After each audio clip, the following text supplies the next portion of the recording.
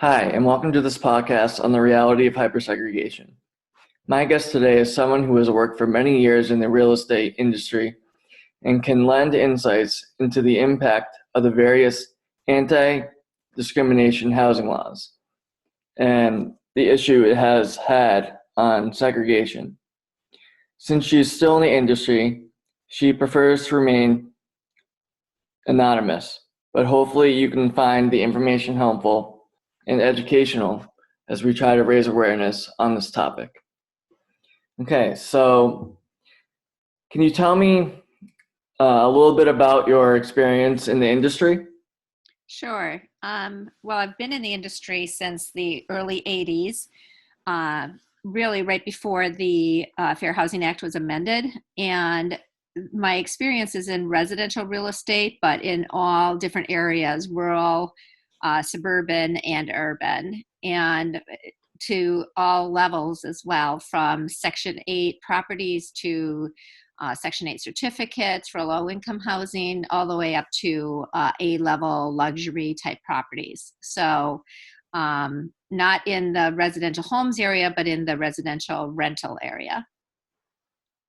Okay. My next question is, how did the Fair Housing Act change how you rented properties?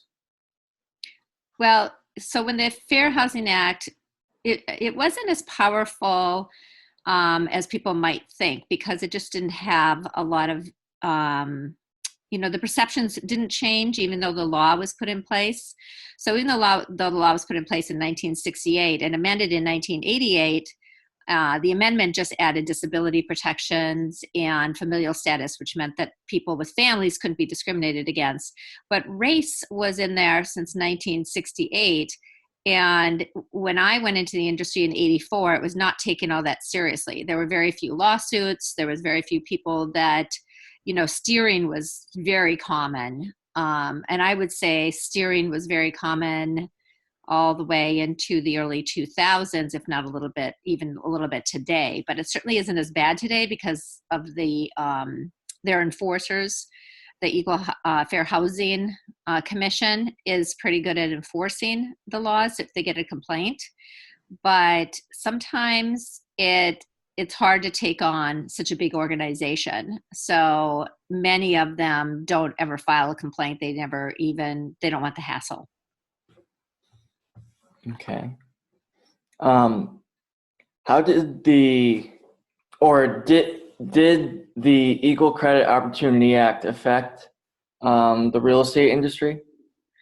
In a way, it did. I mean, that was in the 70s. So it did in some respects, in that as time went on, and again, it's a law that had more meat as time went on, it was enforced by the FTC, which is a very large organization, and that large of an organization sometimes just can't take on small people, so to speak, or like individuals who feel like they've been mistreated. So we did have to have criteria for what we evaluated.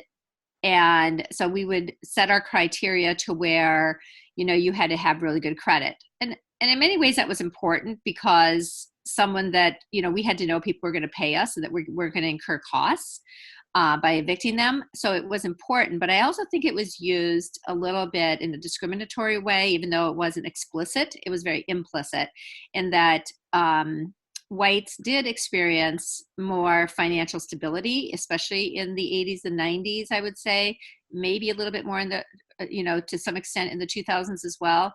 But they were more financially stable, had better paying jobs, and I think their opportunities were just greater. So they tended to have better credit than many minority groups at that time, probably with the exception of Asians.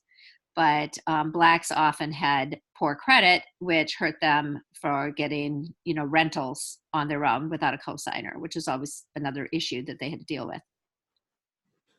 Okay. And the third and final question I have is, what role do organizations such as HUD, NAACP, ACORN, and the ACLU play and holding banks and landlords accountable? I think that HUD is very good at making sure that low-income housing is protected, which has a very high percentage in especially the inner cities. So if we talk especially about the inner cities or major metropolitan markets, um, a lot of your Section 8 certificates and Section 8 properties are going to be located in this urban area. But that actually feeds into hypersegregation. So in many ways, HUD, as much as they believe in fair housing, and I do believe they do, they too have a history of congregating Blacks and minorities and low income, which many of them are low income socioeconomically, which is a whole nother conversation, getting into the whole socioeconomic inequality. But if you look at where the Section 8 properties are located, many of them are in the same area of major cities. So in other words, in Boston, you might find a ton of them in Dorchester or in Roxbury, or not to say they're not spread out a little bit, but you will have these pockets of neighborhoods that are very, very dense in Section 8 properties, where the whole property is for low income housing. When there's Section 8 certificates, HUD also gives out Section 8 certificates, and those people can live anywhere as long as the rent isn't too high. And what landlords have had a history of doing is just keeping the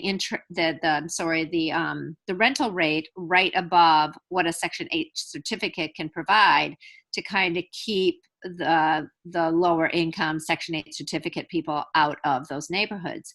Now, that has also had the effect of segregating people, because it kind of pushes them to the same communities where the Section 8 housing is, because landlords in that area will also rent to using Section 8 certificates. I mean, Section 8 certificates are guaranteed money, because the government pays it and not the person. But it has a stigma attached to that. And so you end up with a lot of hypersegregation right in the inner cities, simply because of where a lot of the Section 8 properties are located, the low-income housing. It's going to be a hard problem to get out of, because perceptions have changed over the years in terms of diverse neighborhoods, but there's still inner city pockets where that's not necessarily the truth, and that's where hypersegregation comes in. For example, if I could tell you, I did operate everywhere in the country. So in Houston, for example, that's a major city, but it's a very, very diverse city, to where you really don't see a lot of hypersegregation in Houston. But in Boston, you would. Boston, even though it's in a very liberal Northeast area, it still has a lot of pockets of hypersegregation. And I think you get the same thing in New York City. So there are, and another example would be even Minneapolis. Minneapolis is a huge city, but it just doesn't have the diversity, which pushes people into certain areas to keep them away from everybody else. I think there's a lot of white flight, and especially to the suburb areas, there's a lot of white flight, and then that keeps the suburb areas a little bit more expensive, and that way then because of the historical holding down of the Black community, it's harder for them to have created the wealth that's needed in the suburban areas. Now, so that's kind of like HUD, but I kind of got off on a tangent there. But I also will tell you that ACORN, which isn't I'm not even sure if there still is an ACORN. I mean, they were very active in the early 2000s and in predatory lending and predatory practices. They didn't do as much with residential housing, but they certainly tried to prevent what happened with the 2008 housing crisis, and then they were active a little bit after that point. So I think they're a great organization. I think that the NAACP deals a little bit with this only in the fact that it's a discriminatory practice. ACLU probably a little bit more to that extent, especially in specific areas. For example, I know Maryland ACLU has a program that literally does sue landlords if they feel like they have unfairly targeted Blacks and Black communities. So I think that there's a recognition that this problem still exists, at least in pockets of inner cities, and just the general attitude in many areas as well. But what to do about it and the solutions, I think, are going to be much more difficult, because even though we've come a long way from what I would say the 80s and possibly before, but my experience really started in the 80s, I would say that we've come a long, long way, but that we're not there even close yet. Have we come 30% of the way, 40% of the way? Yes. Have the laws taken more traction as enforcers have become a little bit stricter? Yes. Do people still kind of do the minimum they need to do, or try to just kind of get around the rules and figure out ways around them? Yes.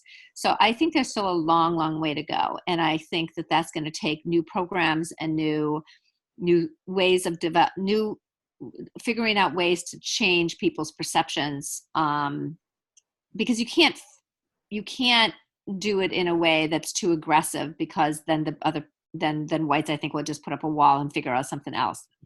You've almost got to do it in a way to where education and increasing knowledge is a big part of that solution. So anyhow, that's what I have to say on the topic. Okay, thank you very much. Your insight was very helpful, and I hope people can hear what you have to say, and hopefully we can decrease hypersegregation in the future. Okay, Thank you. thank you.